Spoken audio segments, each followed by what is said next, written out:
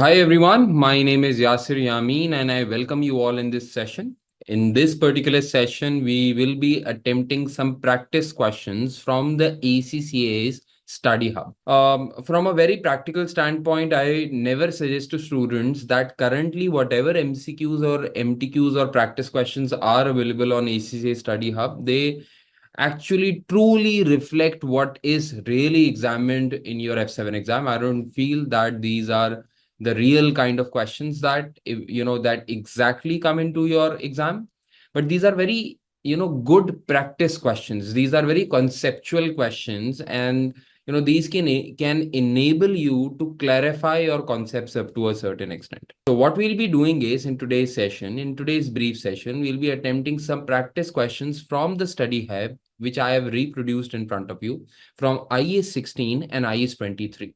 So a couple of standards and some practice questions that we have some practice hands-on.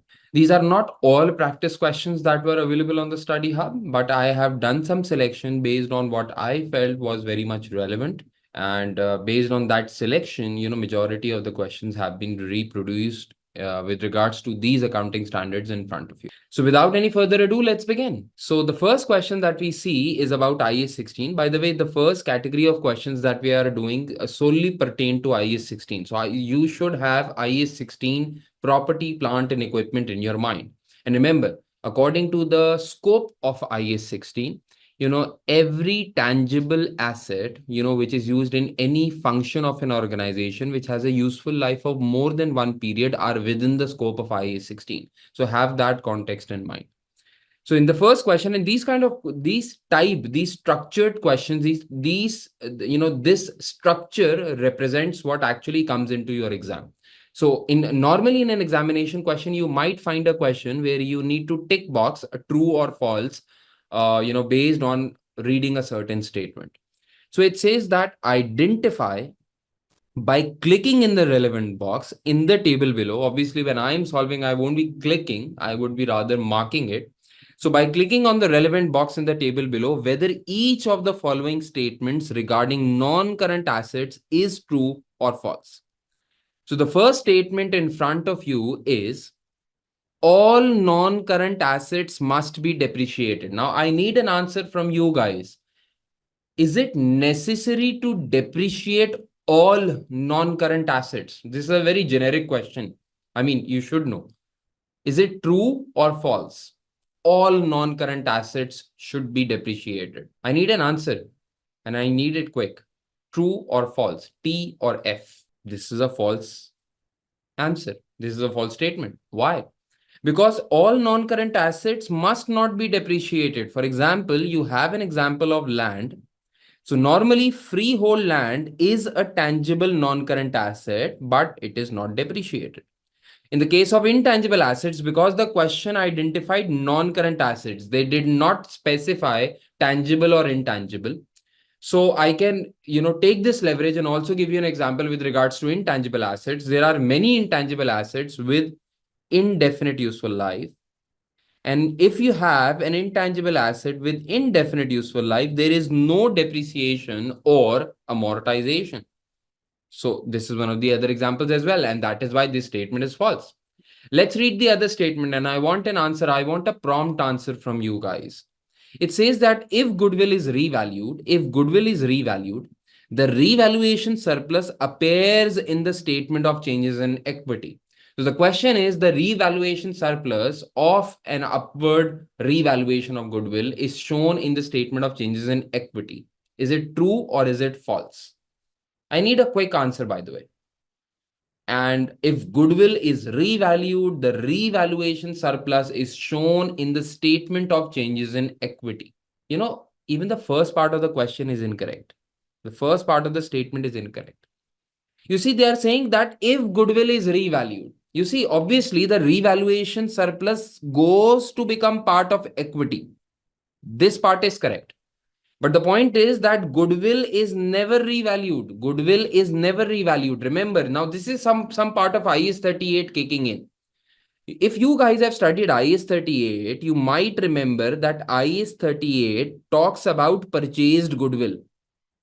any internally generated goodwill cannot be recognized. No internally generated goodwill will be recognized. If any goodwill could be recognized as an intangible asset, it can only be purchased goodwill. Make sense? And remember, once a purchased goodwill is recognized, for example, at a value of $100, it can only be impaired. It can only be impaired. There is no revaluation exercised ever conducted. There is no revaluation exercised ever conducted on goodwill. Why? Because you see, IAS 38 says that if after the acquisition of goodwill, if after the acquisition of $100 of goodwill, you find out that your image, your reputation, your goodwill has increased after acquisition, the increase represents your internal efforts. You see, you acquired another business and you bought that company along with goodwill payment of $100. But once you have bought that company and after that your reputation goes strong, your value goes strong, your goodwill increases, all of the goodwill increase relates to internally generated goodwill. And according to IAS 38, we already know that internally generated goodwill can never be recognized, can never be recognized. So goodwill can only be impaired, it can never be revalued. So the answer to this statement is false. I am of the opinion that a student might make this MCQ wrong. Why? Because they will only focus on the other part, which is revaluation surplus should be shown as a part of equity. For that part, you are right. But goodwill cannot be revalued. For this part alone, the statement is false. All right. Again, I need quick answers from you guys. Okay. It says in third part, if a tangible non-current asset is revalued, a tangible non-current asset is revalued, we are not talking about goodwill anymore. All tangible assets of the same class should be revalued. Do you guys remember the rules or the policy statements provided by revaluation model? Do you guys remember? There were two principles that you had to follow if you are following revaluation model. If an item is carried under the revaluation model, all assets of the same class must be carried under the revaluation model. So for example, if one building is carried under revaluation model, the other buildings cannot be carried under cost model. They must also be carried under revaluation model. Point. And the other point was, if one building is supposed to be revalued, if one non-current asset is revalued, then all assets of the same class, remember, all assets of the same class must be revalued. So what do you think? Is this statement true or false? If non-current asset is revalued, all tangible assets of the same class, should be revalued. True or false? Where should I click in? The statement is true. Make sense? Make sense? Very good. Then, in a company's published statement of financial position, tangible assets and intangible assets must be shown separately. Now, this is something that you learn.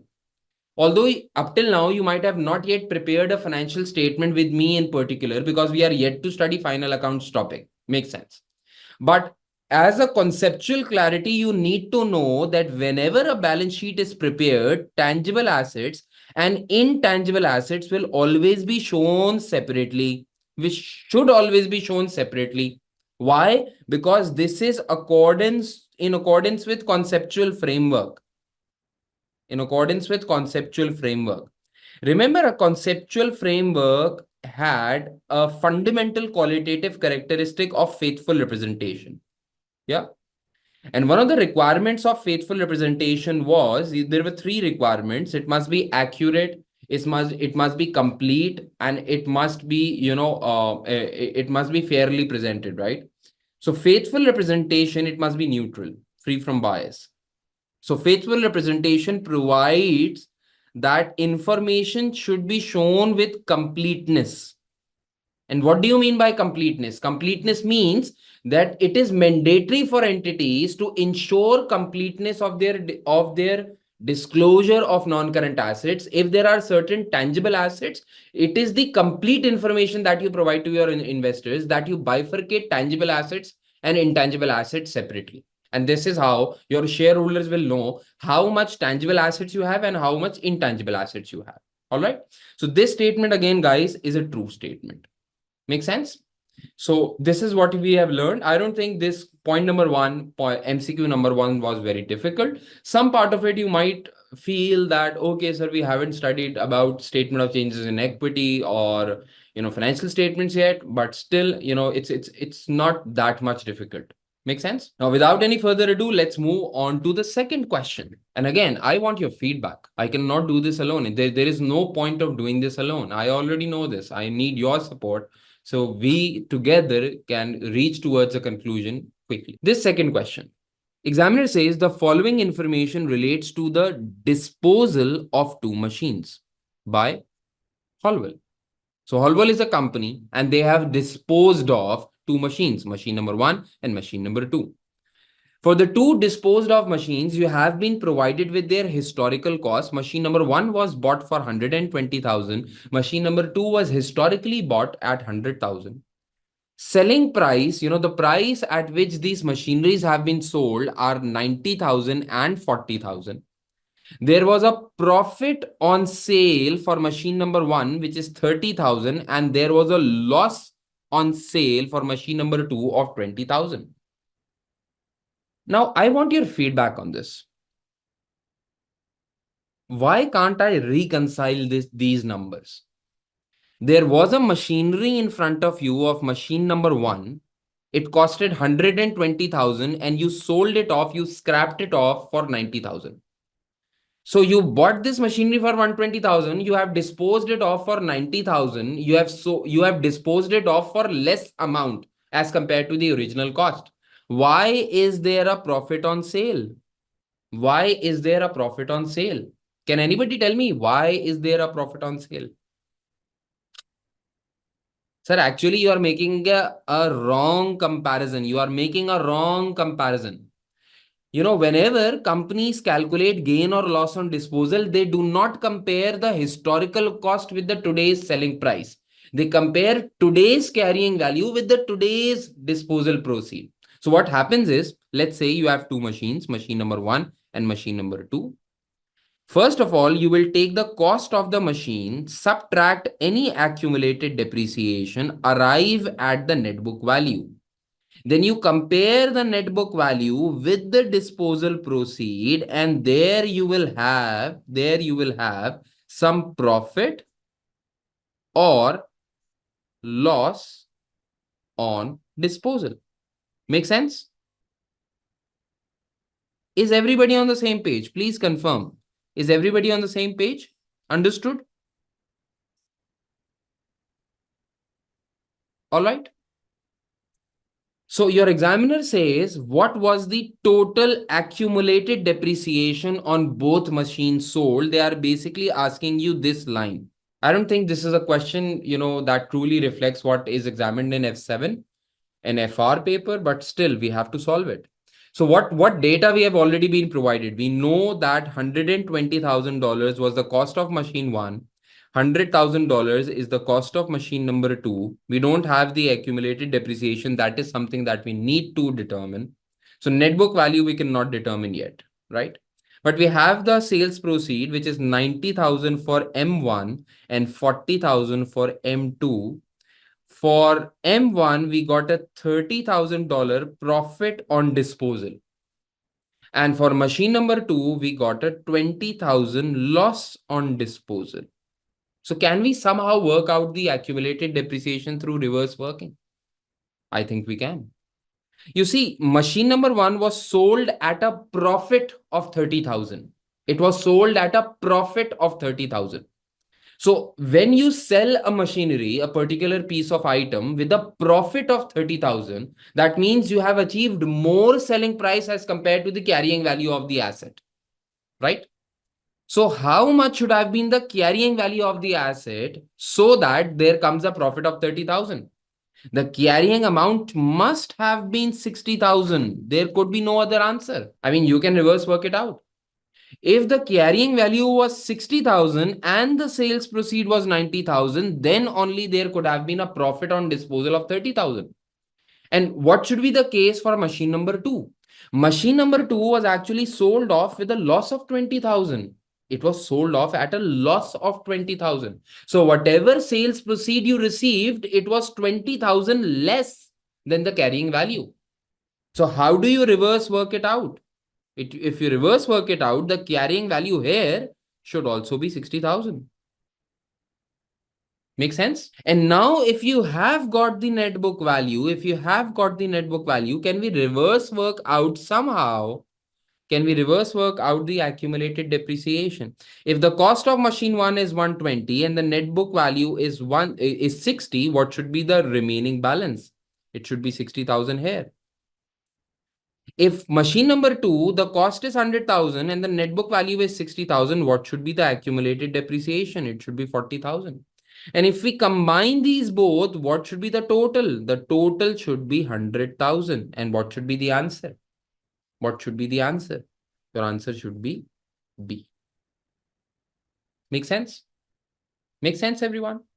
Now, I want your feedback. Does everybody understand how did we solve this question? Believe you me, I have no doubts about it that such an easy question is never going to come into your exam. And I always ask everyone to be very much prudent about their own examination.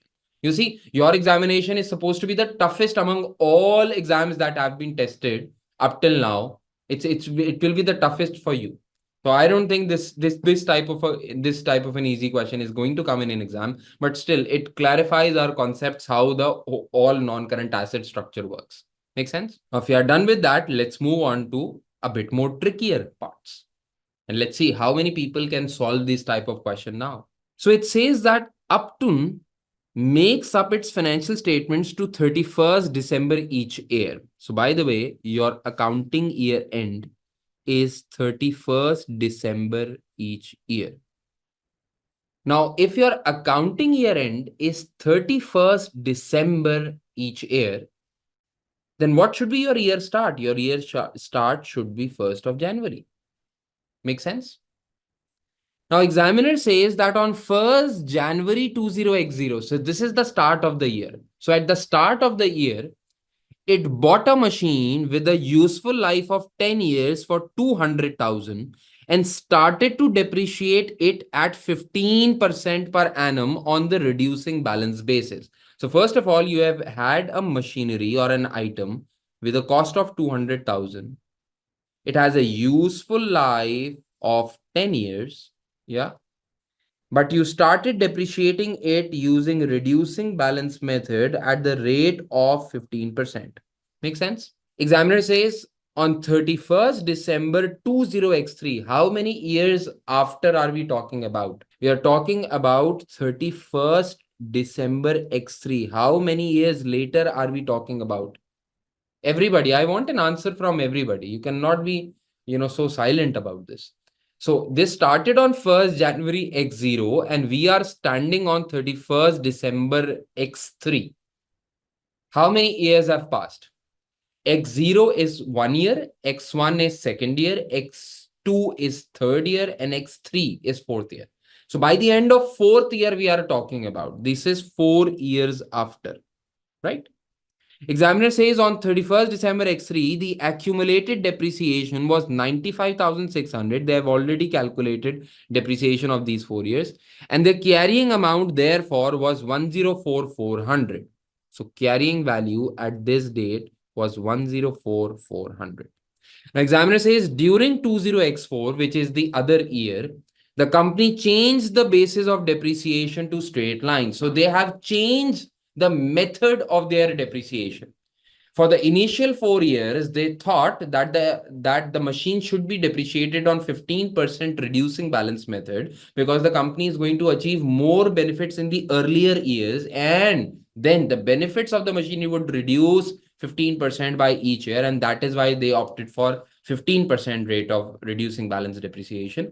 But after each 4 years, they now think that a straight line method for depreciation is more appropriate. So the asset from now on should be depreciated based on their remaining useful life. Examiner asks you which of the following summarizes the correct accounting treatments in the financial statements of Upton for the year ended 31st December X4. Which of the following is the correct accounting treatment? So, to be very honest with you and to be very fair with you, this is not only IAS 16 that we are talking about. There is a bit of IAS 8 in here as well. And this is the challenge that people face when they are initially solving some questions. You see, whenever you are starting your course of FR or any other paper in ACCA, in particular financial reporting papers, the problem often is that you want to practice certain questions of the accounting standard that you have already studied. But all the accounting standards are always interlinked. So even though you would want to practice 1,000 questions on IAS 16, but IAS 16 is also correlated to other standards. So rather than practicing 1,000 questions on IAS 16, it's always better that you move on with your course and move on such a pace, that you solve as many accounting standards, you study as many accounting standards as you can. Because the more accounting standards that you have already learned, the more it will help in solving any accounting standards question. So let me be very clear. There is some part of IAS 8 in here. And according to IAS 8, a change in accounting depreciation method is a change in accounting estimate. It's a change in accounting estimate. For the first 4 years, you imagined that the depreciation should be calculated based on 15% reducing balance method. For the last 6 years, your estimate now is that you should be following a straight line method. You should be following a straight line method. Now, it's a change in estimate. Now, remember, guys, whenever a change in estimate is made, it's a change in your decision, just like a change in useful life. And remember, we studied in our classroom that there is a 3-step approach for dealing with any unholy change, any unusual change. What was it? Past, present, future. First of all, you have to forget about the past. You have to forget about the past, and then you embrace the present, and then you move on into the future. You work out based on remaining useful life.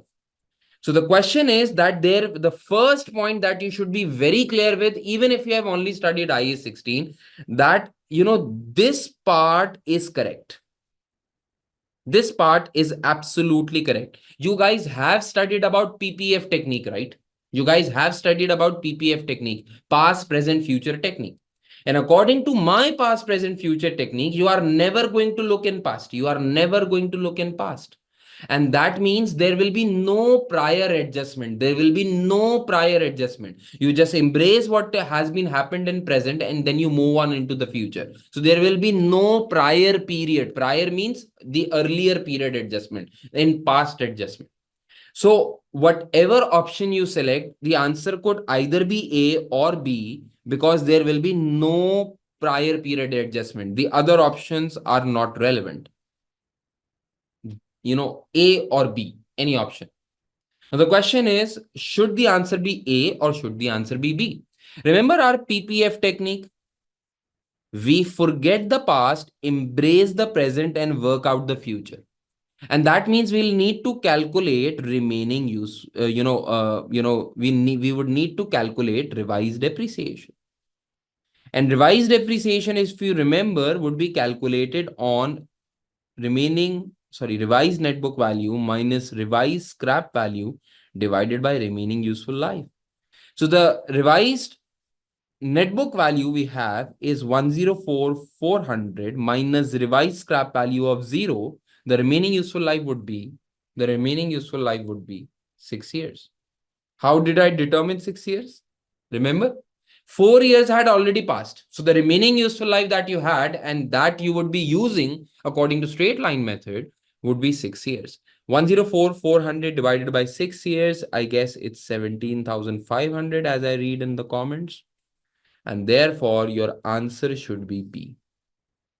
Please confirm, everyone, if everybody understands this. I want an answer from everyone.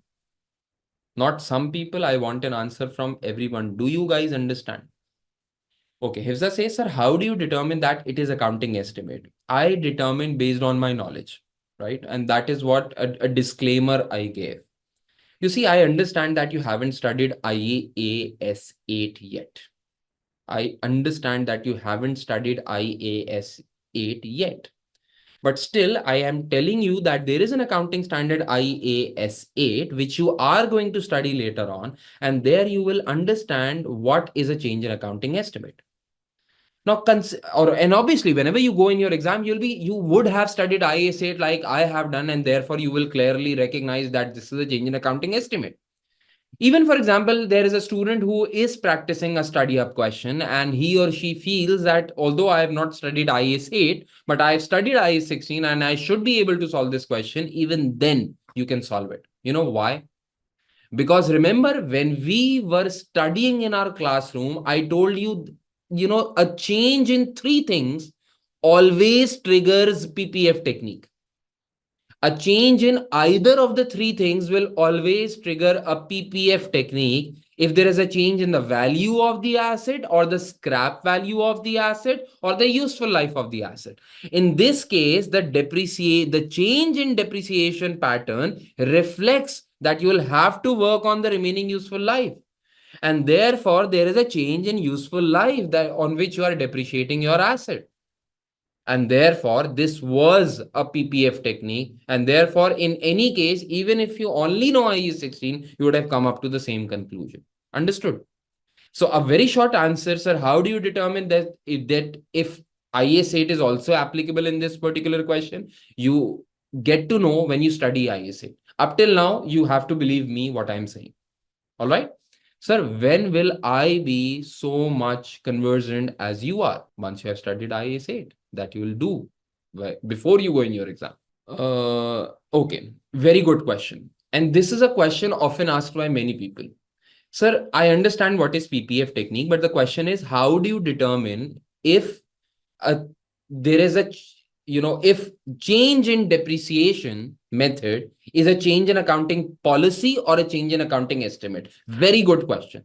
I remember at the very least 14 to 15 years back, I was in an interview and I made the same blunder. You see, I was not very much conversant as I am right now. I remember the interviewer asked me that, you see, we are going to change our depreciation policy. How would you account for it? I told him this is a change in accounting policy because at least it sounds like a policy, but it's not a policy. It's a change in accounting estimate. Sir, how do you differentiate between if it's an accounting policy or an accounting estimate? You see, according to IAS 8, any methodology, any method, any approach that has been provided by a particular accounting standard is an accounting policy. Other than what has been mentioned, what has been proposed by an accounting standard, it's all an estimate. For example, under IAS 16, Hifza, under IAS 16, it's mentioned that the company should either opt for cost model or revaluation model. Now, this cost model classification or revaluation model classification is proposed by the accounting standard itself. Now, if there is a shift from cost model to revaluation model or vice versa, this is something which has been changed with reference to an accounting standard. It is a change in accounting policy because it has been backed by an accounting standard. Clear? But in the whole of IAS 16, there has been nowhere mentioned that a company should either apply straight line method or reducing balance method or hourly method or units of production method or some other method. It is just an accounting estimate that accountants adopt over time and decide how do they want to depreciate their assets. It's not supported by IAS 16 or any other accounting standard. And that is why we come to the conclusion that a change in depreciation pattern is a change in accounting estimate. It's not a policy because it's nowhere written in the accounting standard itself. All right. So this is how you distinguish between what is an accounting policy and what is an accounting estimate. All right. Do you understand this? Is it clear to everyone? I want an answer from everyone. All right. So there is another question which says, what if it proves the theory of better presentation? You see, it does not matter. Even if it proves that it presents a better presentation or even if it doesn't, it's not an accounting policy. Selecting the depreciation pattern is an accounting estimate that every accountant adopts. It's not an accounting policy. It's not an accounting policy because nowhere in IAS 16 is written the company should follow straight line or reducing or machine hours or something like that. Nowhere it's written. So it's not an accounting policy. So if it's not an accounting policy, it does not matter if there is better presentation or if it's required by the accounting standard. The rules of accounting policy, as we briefly studied under IAS 16 as well, do not apply here. It is not an accounting policy. But if it was a cost model shift from revaluation model, that is something which has been supported by IAS 16. In that case, beta, in that case, it is a change in accounting policy. This time, it's not a change in accounting policy. But again, we are shifting towards IAS 8. That's not the agenda here. It's nothing to do with IAS 16. These are general questions that anybody could, query. Everybody, please let me know, do you understand this point number 3? Or if there are any questions, any further questions, I'll be happy to answer. Just let me know if you're clear with this. Everybody good to go? Very good. If you're good to go, then let's check you out. What should be the answer of question number 4? In accordance with IAS 16 property, plant and equipment, which of the following is true? Which of the following is true? We need to decide. Point number A, and you need to give me a prompt answer, true or false, and don't sit quiet, right? Everybody needs to answer. So the first point is, if an entity decides to use the revaluation model, then all of its non-current assets must be revalued. If the entity follows revaluation model on one asset, then all non-current assets of the entity should be carried under revaluation model.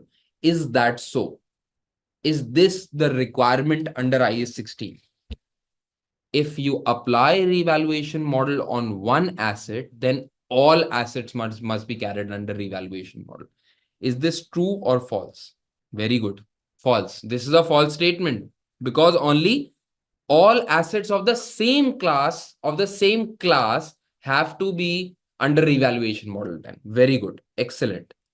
Number 2, an entity must transfer excess depreciation from the revaluation surplus to retain earnings on an annual basis in respect of property which it revalues. What they are saying is the concept of excess depreciation must be followed.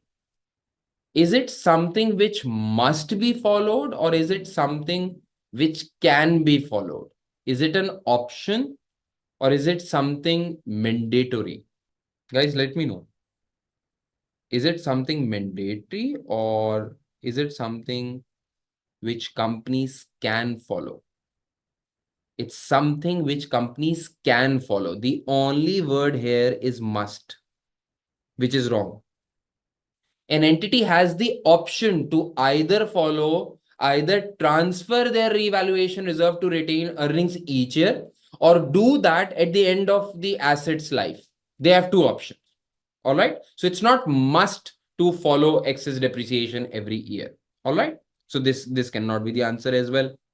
The third point, if an entity decides to revalue property annually, then this property will not be depreciated. So if revaluation model is applied, then no further depreciation will be done. Is it true or is it false? Under IAS 16, the questions. False statement. This is a false statement. Very good. And that means the answer should be D. But let us just study it out. There is no requirement for an entity to revalue property on an annual basis. The statement is, according to IAS 16, annual revaluation exercise is not mandatory. Is it true or is it false? I mean, everybody could answer this part. Obviously, this is true, but why? The question is why? Because under IAS 16, the requirement is of sufficient regularity. The requirement is of sufficient regularity. The requirement is not on annual basis, right? So this statement in itself is true. There is no requirement to revalue your properties each year. This is a true statement. Make sense? Everybody good? Understood? Very good. Excellent. So now, since we are becoming more and more conversant with the type of questions that we can find, let's see how you go about with IAS 23. IAS 23, the name of the accounting standard is borrowing cost. They allow you to capitalize your borrowing cost if the funds were taken for the purpose of acquisition, construction, or production of a qualifying asset. Remember, a qualifying asset is an asset which takes substantial period of time to come into its, come into the position which has been intended by the management. Make sense? So with regards to this accounting standard, and I'm very sure you'll learn a few things here. Question number one. Which of the following would qualify as a borrowing cost as defined in IAS 23 borrowing cost? Which of the following shall be termed as borrowing cost? Premium on redemption of preference share capital, discounts on the issue of convertible debt, interest expense calculated using the effective interest rate, finance charges related to leases. So the question is, what do you mean by borrowing cost? Remember, we briefly discussed this in our classroom as well. Does borrowing cost only mean interest cost? Does borrowing cost only mean interest cost? Give me an answer. Does borrowing cost only mean an interest cost? Give me an answer. Does borrowing cost only mean an interest cost? The answer is no. No. So we studied under IAS 23, guys, that borrowing cost is not only interest cost.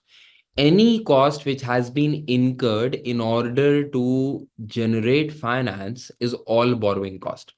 And we, briefly discussed during our class lecture as well that borrowing cost could include the transaction cost. It could include the, some other type of cost which have been incurred in order to borrow money for the purpose of acquisition, construction, or production of a qualifying asset. All of this is within the category of borrowing cost. So interest expense is definitely borrowing cost. Finance charges is definitely borrowing cost. I mean, interest expense and finance charges both are one and the same thing. So as far as borrowing cost is concerned, interest cost is definitely borrowing cost. This is very clear. But I would like to tell you that if you are raising finance through preference redeemable share capital or convertible debt, the premium that you pay on them and the discount that you pay on them, these premium and discounts you will later on study under IFRS 9 in detail.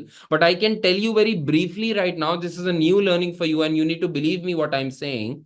These premium and discounts are always part of effective interest rate that have been offered to you by the lender, and therefore this also becomes part of borrowing cost. Do you remember we did a question in our classroom? You should remember this. We did a question in our classroom of IAS 23's past paper, and the past paper was, I think, if I'm not wrong, the past paper question was Apex, if I'm not wrong. Remember that in the Apex question, there was something written as effective interest rate. Do you guys remember? If I'm not wrong, the past paper question was named Apex. I hope I'm not mistaken with the name. So it included the word effective interest cost. And I spent quite a lot of time explaining to you that there is a difference between nominal or coupon rate, but there is a real effective rate. And I could tell you right now, briefly could tell you right now that effective rate is something which also includes premiums and discounts on different type of loans that a company issues. So these are also examples of borrowing cost. And for you guys, your answer should be 1, 2, 3, and 4. These all are borrowing costs. Now, somebody could argue, sir, At this point in time, I truly don't know what do you mean by premium and discounts. And for that, you'll have to wait while we go till IFRS 9. But sir, I want to know it now. You cannot know it now. You cannot know it now. You'll have to go and study IFRS 9 with me. And then for this will be a piece of cake with you. For now, it's easily what I can tell you. Premium and discounts are also a form of interest that you have to pay to the lender. So it's a form of interest cost. It's not known interest expense. It's known as premium or discounts, but it is interest cost. I'll prove it to you when we go into IFRS time. So for the purpose of IAS 23 and this particular MCQ, I can tell you that all of the above examples form part of borrowing cost, and therefore your answer should be D.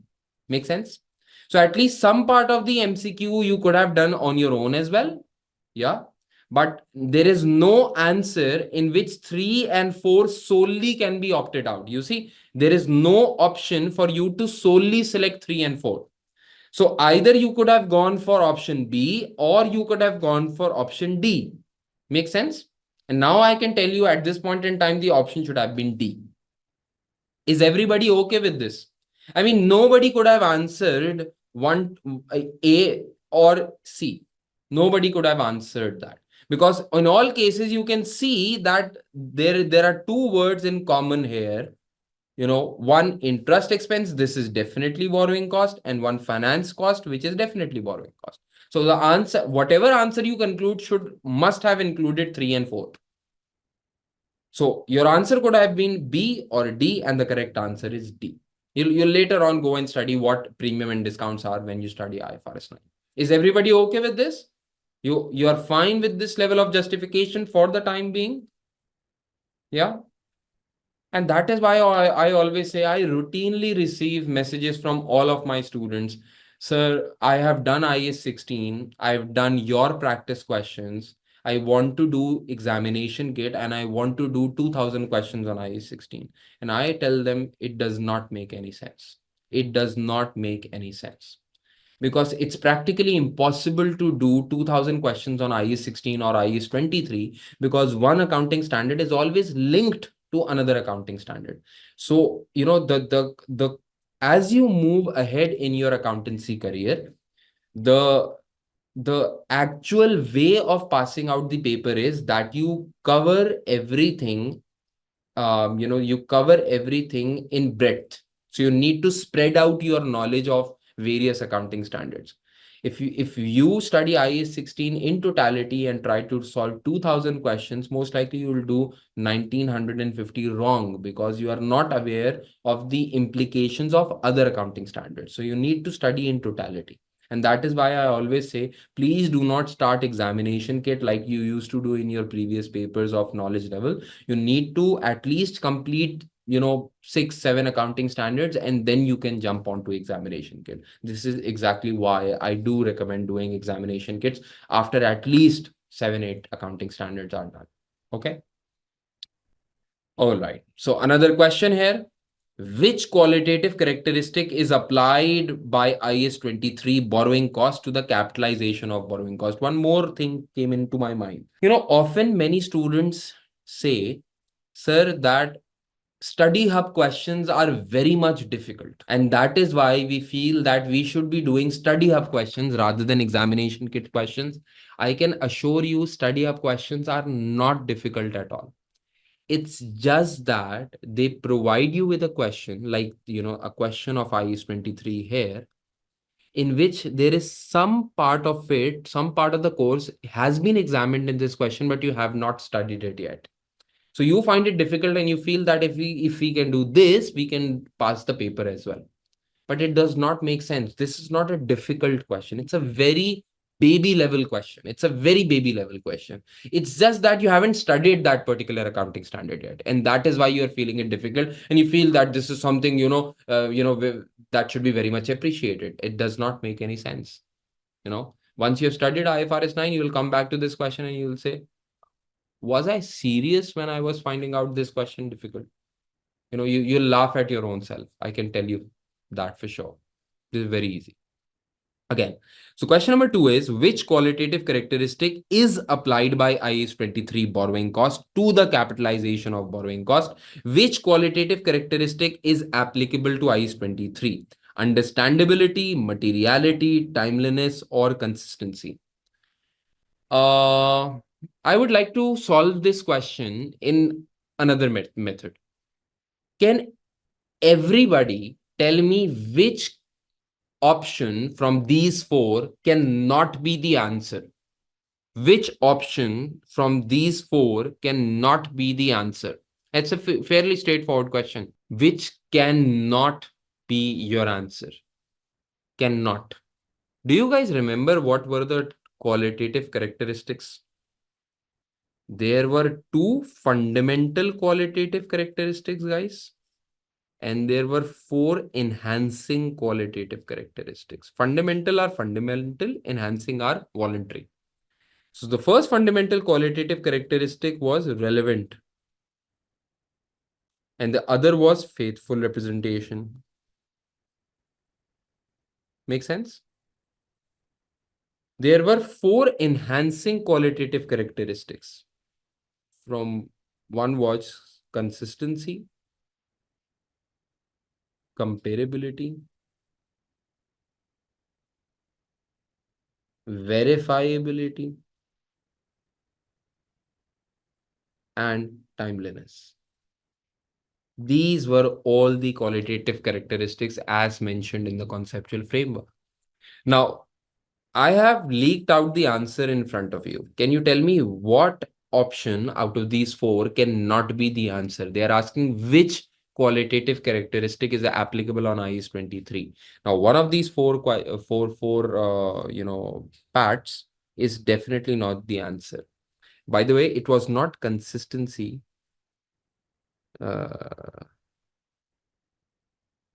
Was understandability. I have done it wrong.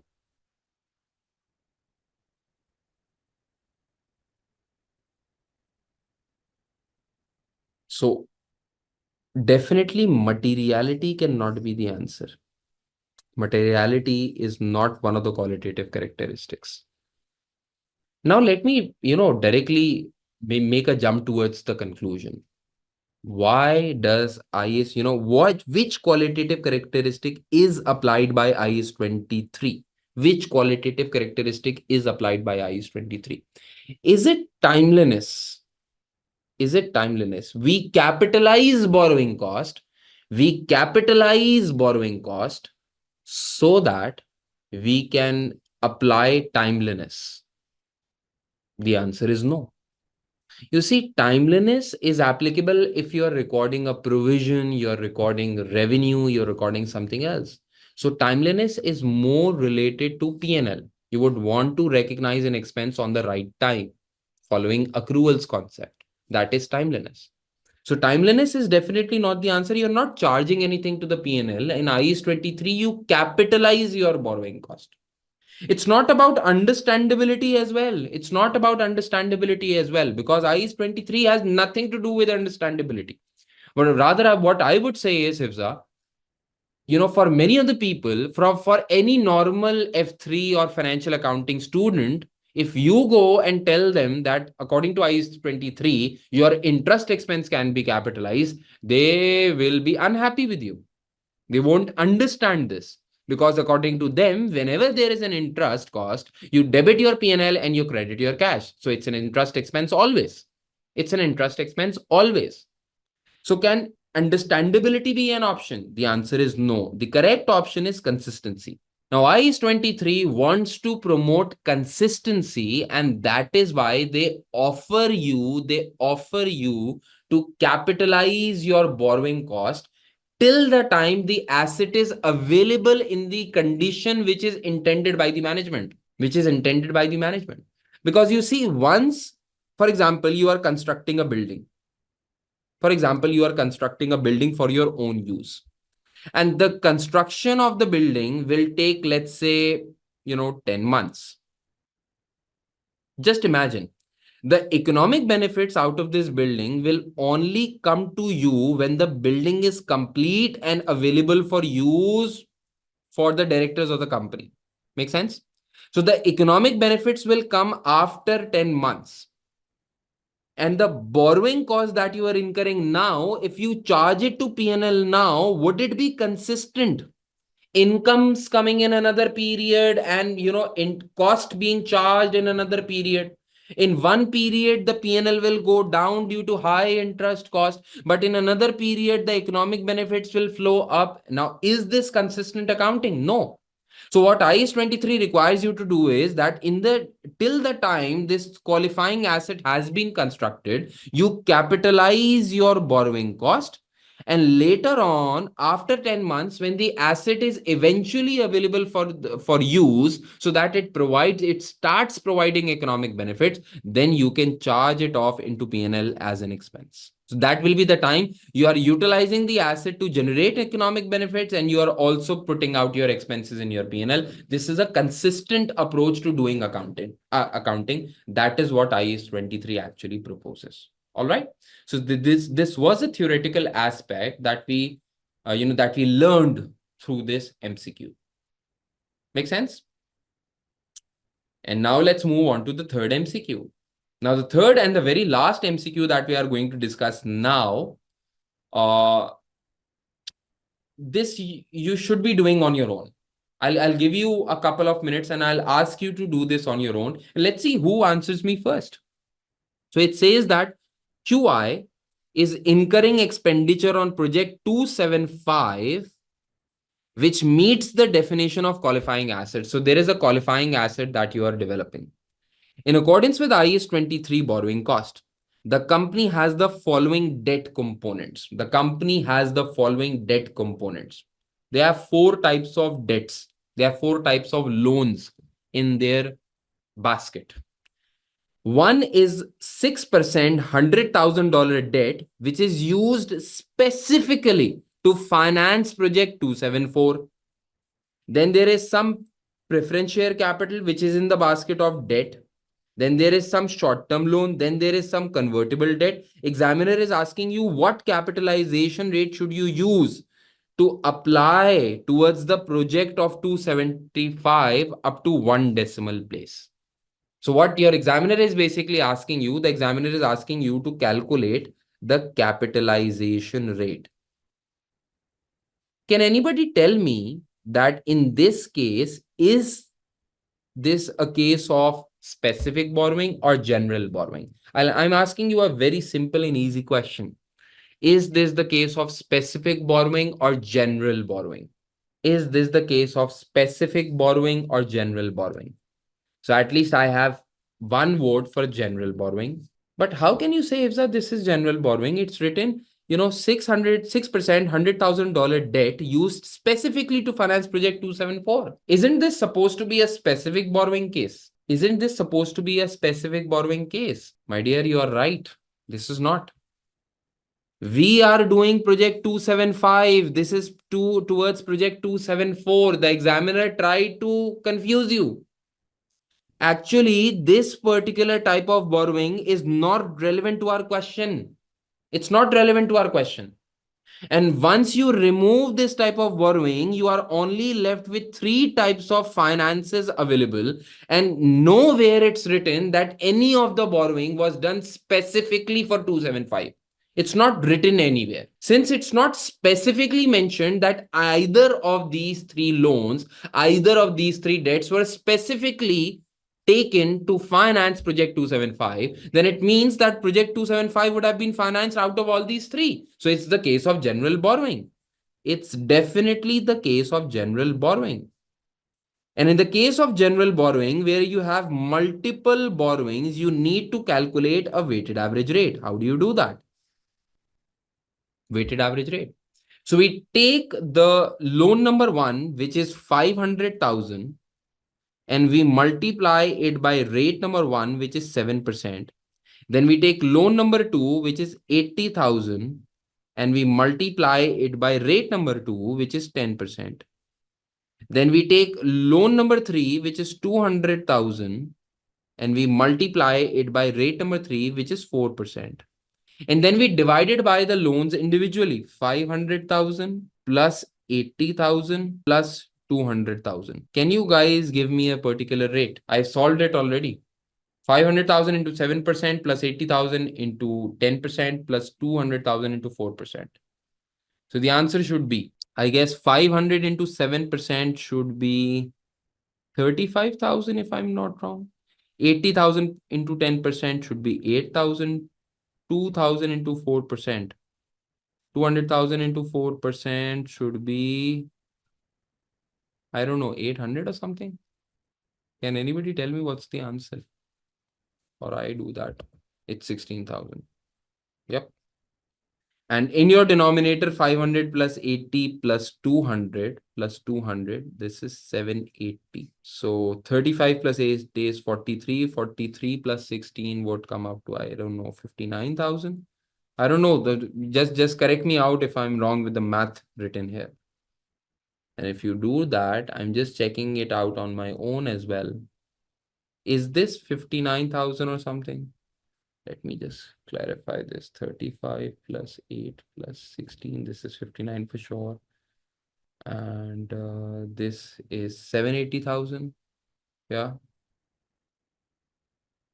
780,000. Is it okay? Oh, right. I understand. This is not 16,000. This is 8,000. This is what you were saying. 35 plus 8 plus 8 is 51. Thank you for correcting me. Otherwise, people who see in the recordings, they always, say you even do not know how to calculate, sums. And if you do that, this is 6.5%, and therefore 6.5% should be your answer. Is everybody good with it? Is everybody good with it? Done? This is it.